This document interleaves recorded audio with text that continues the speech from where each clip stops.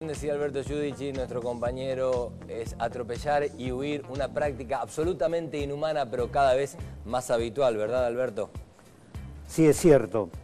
Es importante, de todas maneras, aprender de este tipo de sucesos, y es justamente el propósito de 360 y de la columna, ¿no es cierto?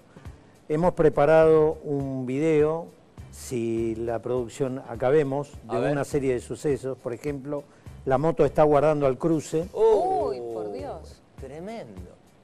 De todas maneras, desde el punto de vista de cómo evitarlo, la moto está muy adelante y le cuesta más arrancar desde esa posición que de atrás.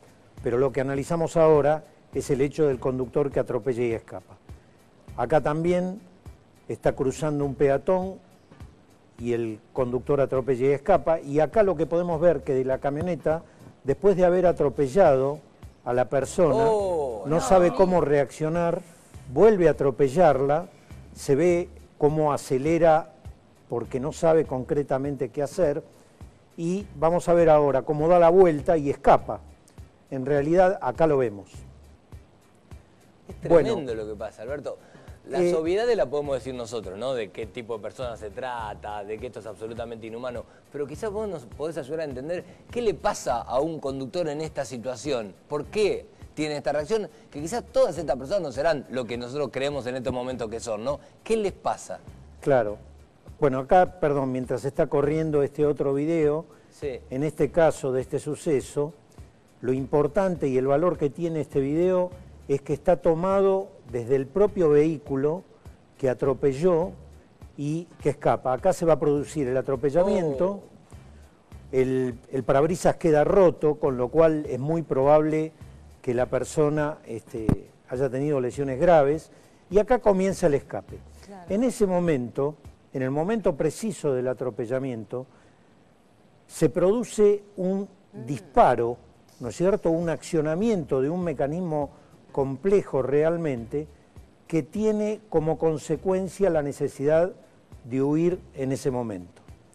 El factor que influye decisivamente es la excesiva secreción de adrenalina. La adrenalina es un neurotransmisor que actúa en este tipo de circunstancias, miedo, pánico, y que, vuelvo a repetir, como primera instancia, uno tiene la tendencia de huir. Pero si se genera un exceso de adrenalina que provoca un desequilibrio en lo que se conoce como sistema simpático, entonces las consecuencias lamentablemente son impredecibles.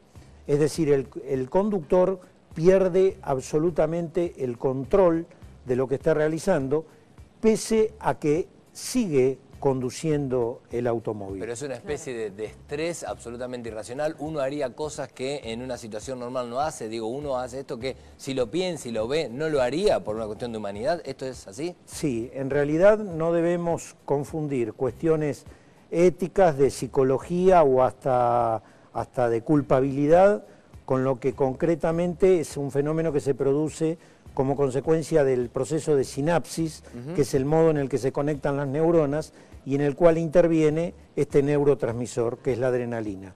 Cuando se produce ese exceso, entonces uno no es dueño de sus actos.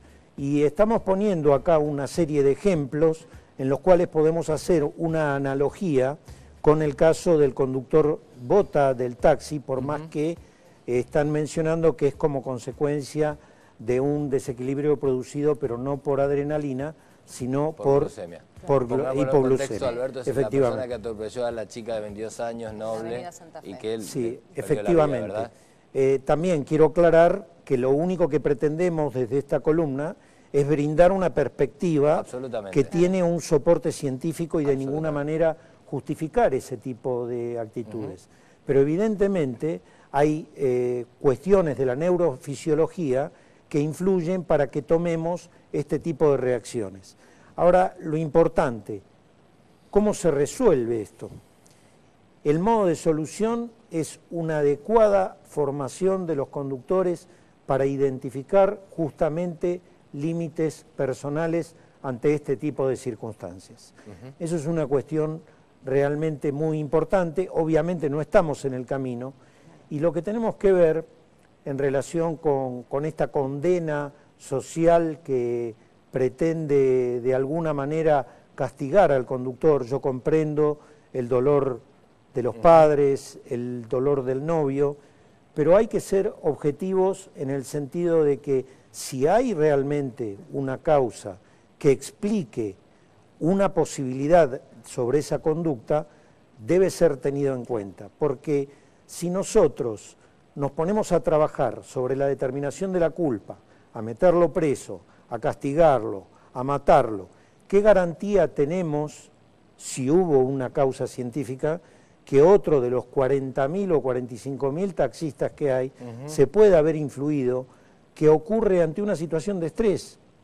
El conductor está 12, 14 horas arriba del vehículo, consecuentemente, en el caso de esta chica, supongamos que atropelló la moto y surgió como disparador en ese momento esa situación. Entonces, si nosotros vamos únicamente hacia la determinación de la culpa, perdemos la óptica de qué es lo que debemos hacer para entonces realmente evitarlo desde el punto de vista justamente de identificación del límite. Una cuestión importante que sí debemos revisar es el modo en el cual se están otorgando las licencias, sobre todo en el aspecto psicofísico, habida cuenta que, como decías, estos sucesos se vienen reiterando en distintos ámbitos y permanentemente, ¿no?